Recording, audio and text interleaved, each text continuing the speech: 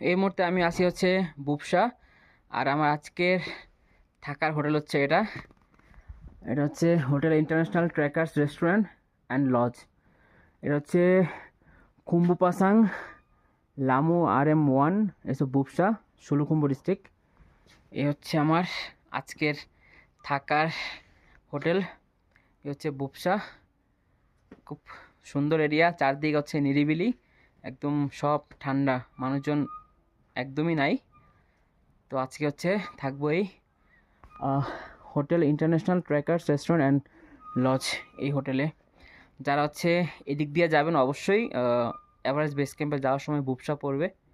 আর এই হচ্ছে আমার আজকের থাকার প্লেস।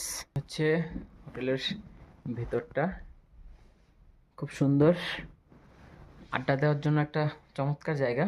কিন্তু একা একা যেহেতু আড্ডা দেওয়ার মতো কোনো অপশন নাই, একা একাই ঘোরা লাগবে।